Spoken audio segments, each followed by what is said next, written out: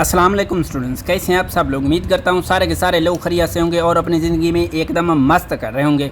Students, जैसा कि हमें मालूम है, हमने एक लेक्चर सीरीज स्टार्ट कर रखी है, वो है PPSC physics, FPS physics, Pakistan atomic energy के टेस्टेस और प्यास फेलोशिप की तैयारी के लिए। उसके लिए आज हम लोग करेंगे गैल्वानोमीटर, लेकिन उससे पहले छोटी सी रिक्वेस्ट है, काइंडली मेरे चैनल को सब्सक्राइब कर दें। तो लेट्स स्टार्ट गैल्वानोमीटर। गैल्वानोमीटर क्या भला होती है? It is current detecting device. ये क्या होती है सर? करंट डिटेक्टिंग डिवाइस होती है, यानी कि ये सिर्फ और सिर्फ करंट को डिटेक्ट कर सकती है device, but not a measuring device. ये करंट को मेजर नहीं कर सकती, यानी कि सर्किट के अंदर ये डिवाइस सिर्फ ये बता सकती है कि इस सर्किट में करंट फ्लो कर रहा है कि नहीं। Of current. अच्छा, ये डिवाइस कमीनी सेंसिटिव होती है, ये बड़ी सेंसिटिव होती है। अगर हम लोग इस डिवाइस के प्रिंसिपल की बात करें तो इसका प्रिंसिपल होता है मोटर इफेक्ट। क्या होता है sir? Motor effect. Motor effect क्या होता है? मोटर इफेक्ट होता है हमारे पास torque is equal to NIAB cos alpha, A B cos of alpha. कल हमने पढ़ा था इस मोटर इफेक्ट को, यानी कि हम कह सकते हैं जो प्रिंसिपल है किस का? प्रिंसिपल ऑफ गैल्वानोमीटर, जिसे जी से ज़ाहिर कर रहा हूँ, एंड मोटर इज सेम, यानी कि मोटर और गैल्वानोमीटर का जो प्रिंसिपल होता है वो सेम होता है। यहाँ पर एन जो है वो नंबर ऑफ टर्न्स है, आई जो है वो करंट है, ए जो है वो एरिया ऑफ द कॉइल है, बी मैग्नेटिक फील्ड है, अल्फ़ा जो है वो angle between plane of the coil and magnetic field के दरमियान होता है। मैंने कहा है ये जो प्रिंसिपल है गैल्वानोमीटर और मोटर का सेम है। हमने कल देखा था कि मोटर में क्या था, जब मैग्नेटिक एक्सटर्नल मैग्नेटिक फील्ड के अंदर ये नॉर्थ पोल, ये साउथ पोल और ये मैग्नेटिक फील्ड की डायरेक्शन हो गई। जब एक्सटर्नल मैग्नेटिक फील्ड के अंदर हम लोग एक कॉइल को रखते हैं, जब कॉइल के अंदर करंट फ्लो करता है तो ये जो कॉइल होती है ये रोटेट करने लगती है, इसीलिए मोटर जो होती है वो रोटेट करती है अपने एक्सेस के। फ़र्ज़ कर लें इस कॉइल में करंट फ्लो कर रहा है कुछ इस डायरेक्शन में, ये नीचे जा रहा है और यहाँ से होता हुआ इस साइड पर ऊपर जा रहा है, ये करंट की डायरेक्शन हो गई। अगर राइट हैंड रूल के मुताबिक अगर मैं देखूँ, मेरा थंब क्या शो करेगा? Direction of current, fingers direction of magnetic field. ये जो मेरी हथेली का नॉर्मल होगा वो मैग्नेटिक फोर्स को ज़ाहिर करेगा। अब इस साइड पर मैग्नेटिक फोर्स आपकी जानिब हो गई, ये फोर्स F1, और इस जानिब magnetic force right hand rule के मुताबिक इनटू द पेपर हो गई अंदर की जानिब, यानी कि यहाँ पर क्या प्रोड्यूस हो गया? टार्क प्रोड्यूस होगा, क्योंकि यहाँ पर दो अपोजिट फोर्सेस लग रही हैं। तो टार्क का फार्मूला होता है torque is equal to NIAB cos alpha, यहाँ पर ये वाला फार्मूला लगेगा। अगर ये कॉइल ऐसे रखी हुई है तो टार्क मैक्सिमम होता है, अगर ये ऐसे रखी हुई है तब जो टार्क होगा वो मिनिमम होगा या ज़ीरो होगा इन दो पोल्स के दरमियान, नॉर्थ और साउथ पोल के दरमियान। तो इस कंडीशन में टार्क मैक्सिमम होता है, इस कॉइल के अंदर टार्क प्रोड्यूस होता है और ये कॉइल रोटेट करने लगती है। ये तो हुआ मोटर का इफेक्ट, लेकिन गैल्वानोमीटर के अंदर हम नीचे जो है यहाँ पर एक स्प्रिंग रख देते हैं। इस स्प्रिंग का काम ये होता है कि जब इस कॉइल में करंट फ्लो करता है तो ये जो कॉइल है वो रोटेट करती है कुछ हद तक, और जब करंट इस कॉइल के अंदर ज़ीरो हो जाता है तब ये जो स्प्रिंग है इस कॉइल को मजबूर कर देता है कि ये कॉइल अपनी इक्विलिब्रियम पोजीशन पर आ जाए। फ़र्ज़ करें इस फिगर को आप लोग ऊपर से देख रहे हैं, ये जो पिंसल है फ़र्ज़ कर लें ये एक नीडल है जिसे आप लोग इस गैल्वानोमीटर की कॉइल पर रख देते हैं। ये फ़र्ज़ कर लें नीडल हो गई। जब इस कॉइल से करंट फ्लो करेगा ये नीडल डिफ्लेक्ट होगी, और जब करंट ज़ीरो हो जाएगा तो ये जो नीडल है ये अपनी इक्विलिब्रियम पोजीशन पर आ जाएगी ड्यू टू दिस स्प्रिंग।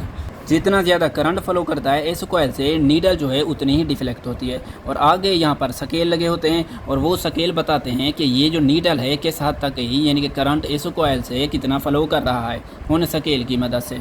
दो गैल्वानोमीटर दिखाए गए हैं ए और बी, आपने बताना है कि इनमें से कौन सा गैल्वानोमीटर करेक्ट है। मैंने एक फ़िक्रा लिखा है कि for every increment of the current there should be equal deflection for linear scale on the galvanometer, यानी कि जितना ज़्यादा इस गैल्वानोमीटर में करंट फ्लो करे उतनी ही ज़्यादा इस जो नीडल है इसकी डिफ्लेक्शन शो हो, और वो डिफ्लेक्शन लीनियर स्केल पर होना चाहिए। अब फिगर में देखें स्केल जो है लीनियर कौन सा है, अब गौर से देखें ए में जो स्केल है वो लीनियर है, हर डिजिट्स के दरमियान जो डिस्टेंस है वो बराबर है, 0 और 10 के दरमियान डिस्टेंस बराबर है, 10 और 20 के दरमियान, सिमिलरली 20 और 30 के दरमियान। अब बी फिगर में देखें 0 और 10 के दरमियान डिस्टेंस लार्ज है और 10-20 के दरमियान डिस्टेंस कम है, सिमिलरली इन दो के दरमियान भी कम है। तो ये वाला जो गैल्वानोमीटर है ये करेक्ट नहीं है। करेक्ट कौन सा है? ए करेक्ट है, क्योंकि ए की जो स्केल है वो लीनियरली इंक्रीज़ हो रही है और हमें गैल्वानोमीटर के लिए लीनियर स्केल की ज़रूरत होती है, ताकि जितना ज़्यादा करंट उतनी ज़्यादा डिफ्लेक्शन, और ये नीडल हमें इस स्केल के ऊपर करंट की वैल्यू हमें बताकर दिखाए। अगर आप लोग ये वाली कंडीशन हासिल करना चाहते हैं तो उसके लिए आप लोगों को काम ये करना होगा कि फॉर दिस, यानी कि इस कंडीशन के लिए angle between plane of the coil and magnetic field के दरमियान बी ऑलवेज क्या होना चाहिए? हमेशा 0 होना चाहिए। यानी कि जो अल्फ़ा की वैल्यू होगी वो 0 के बराबर होनी चाहिए। जब अल्फ़ा 0 हो तो टार्क जो होता है NIAB काज अल्फ़ा, यानी कि काज हुआ अल्फ़ा 0 और टार्क हुआ आपकी बार मैक्सिमम। यानी कि उस कंडीशन के लिए हमें टार्क हर वक्त मैक्सिमम चाहिए। अगर आप लोग हर वक्त अल्फ़ा 0 रखना चाहते हैं तो इसके लिए आप लोगों ने काम ये करना कि हमें हर वक्त इस्तेमाल करना पड़ता है क्या? Radial magnetic field. Radial magnetic field, और रेडियल मैग्नेटिक फील्ड कहाँ से आती हैं? रेडियल मैग्नेटिक फील्ड हम यूज़ कर सकते हैं बाय यूजिंग कॉनकेव पोल्स।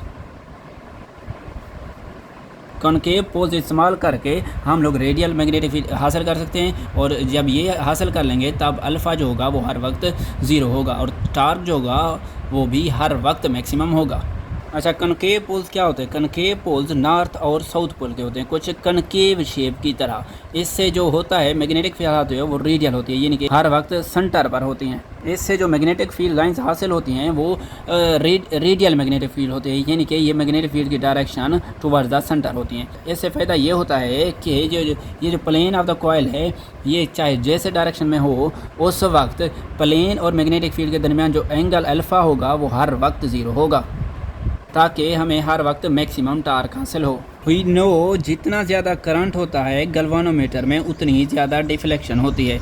जितनी ज़्यादा डिफ्लेक्शन उतना ज़्यादा करंट, और करंट का फार्मूला होता है हमारे पास सी थीटा ओवर बैन, यानी कि BAN। यहाँ पर C टार्शनल कांस्टेंट है, थीटा एंगल ऑफ डिफ्लेक्शन है, B मैग्नेटिक फील्ड है, A area of the coil, और N जो है नंबर ऑफ टर्न्स हैं। अच्छा, बैन ओवर C को आप लोग कहते हैं, बैन ओवर C को आप लोग सेंसिटिविटी बोलते हैं। Sensitivity of the galvanometer. Sensitivity क्या होती है? सेंसिटिविटी होती है for small current galvanometer shows large deflection, और बैन ओवर C हमारे पास होता है C is equal to I divided by theta, यानी कि I divided by theta current per unit deflection को आप लोग भी सेंसिटिविटी कहते हैं। टू इंक्रीज सेंसिटिविटी, यानी कि सेंसिटिविटी को बढ़ाने के लिए आप लोग क्या कर सकते हैं? इस फार्मूले के मुताबिक आप लोग क्या कर सकते हैं? मैग्नेटिक फील्ड को इंक्रीज़ कर सकते हैं, एरिया ऑफ द कॉइल को इंक्रीज़ कर सकते हैं, नंबर ऑफ टर्न्स को इंक्रीज़ कर सकते हैं, या जो C है C को डिक्रीज़ कर सकते हैं। अगर आप लोग एरिया को इंक्रीज़ करना चाहते हैं तो ये जो कॉइल है वो लंबी हो जाएगी, यानी कि एरिया आप बढ़ा नहीं सकते। अगर नंबर ऑफ़ टर्न्स इंक्रीज़ करना चाहते हैं दिस कॉइल की, तो ये जो कॉइल है वो भारी हो जाएगी, यानी कि नंबर ऑफ़ टर्न्स भी इंक्रीज़ नहीं कर सकते। क्या आप लोग C इंक्रीज़ कर सकते हैं? तो इसका आंसर है कि नहीं, क्योंकि अगर आप लोग C को डिक्रीज़ करना चाहते हैं तो इसके लिए आप लोग लॉन्ग एंड थिन वायर को लाना पड़ेगा, जो कि पॉसिबल नहीं है, क्योंकि जब आप लोगों को लंबी वायर की ज़रूरत होती है तब उस वायर का एरिया बढ़ाना पड़ता है ताकि रेजिस्टेंस कम हो, यानी कि हम लोग C को डिक्रीज़ भी नहीं कर सकते। हाँ, एक काम कर सकते हैं कि इस मैग्नेटिक फील्ड की स्ट्रेंथ को इंक्रीज़ कर सकते हैं। तो सेंसिटिविटी बढ़ाने के लिए सिर्फ एक काम किया जा सकता है, इस मैग्नेटिक फील्ड की स्ट्रेंथ को इंक्रीज़ किया जा सकता है। जब coil of the galvanometer rotate करती है तब टार्क प्रोड्यूस होता है, और वो टार्क होता है tau is equal to directly proportional होता है एंगल ऑफ डिफ्लेक्शन के, यानी कि नीचे अगर डायरेक्टली को हटाएं तो बनेगा C थीटा, और C की वैल्यू होती है हमारे पास टा डिवाइडेड बाई थीटा। इस C को आप लोग टार्शनल कपल बोलते हैं या फिर टार्शनल कांस्टेंट भी बोलते हैं, और इसकी डेफिनेशन होती है टार्क पर यूनिट ट्विस्ट। अब इस फार्मूले के मुताबिक इस C का जो यूनिट बनेगा टार्क का क्या होता है? न्यूटन मीटर, और थीटा क्या होता है? रेडियन। अब ये नीचे है तो बनेगा पर रेडियन, यानी कि C का यूनिट बना न्यूटन मीटर पर रेडियन। अब जितना sensitivity of the galvanometer increase होगी उतना ही जो गैल्वानोमीटर होगा वो अनस्टेबल होगा। अनस्टेबल गैल्वेनोमीटर होगा। तो हमें स्टेबल गैल्वेनोमीटर, अनस्टेबल गैल्वेनोमीटर ऐसा गैल्वेनोमीटर होता है जब गैल्वेनोमीटर की कॉइल के अंदर करंट 0 हो जाए तो उसकी नीडल जो है वो इक्विलिब्रियम पोजीशन के इर्द गिर्द ऑसिलेट करती रहती है काफ़ी देर तक। तो हमें काम जो करना पड़ते हैं वो जल्दी जल्दी करने पड़ते हैं, कोई भी काम हो ज़िंदगी में, तो उसके लिए हम लोग स्टेबल गैल्वेनोमीटर तलाश करते हैं। स्टेबल गैल्वेनोमीटर हमारे पास होता है dead beat galvanometer. Dead beat galvanometer ऐसा गैल्वेनोमीटर होता है कि इसकी जो नीडल है वो इमीडिएटली स्टॉप हो जाती है। कब? तब जब करंट इन द गैल्वेनोमीटर हो जाए 0। यानी कि ये गैल्वेनोमीटर हमें जल्दी जल्दी एक्सपेरिमेंट करके देता है और हमारा वक्त बचाता है। अच्छा, और डेड बीट गैल्वेनोमीटर हासिल करने के लिए हमें कंप्रोमाइज़ करना पड़ता है किस किस के दरमियान? सेंसिटिविटी और स्टेबिलिटी के दरमियान। तो इसलिए मैंने ये लिख दिया है। एक और MCQs भी आता है कि मैं यहीं पर बता देता हूँ। 1 टेस्ला जो होता है, 1 टेस्ला वो इक्वल होता है 10⁻⁴ गाज के बराबर होता है। ये जो गाज है ये CGS यूनिट है, टेस्ला SI यूनिट है। तो स्टूडेंट्स आज के लिए इतना ही, मिलते हैं नेक्स्ट, तब तक के लिए अल्लाह हाफिज़।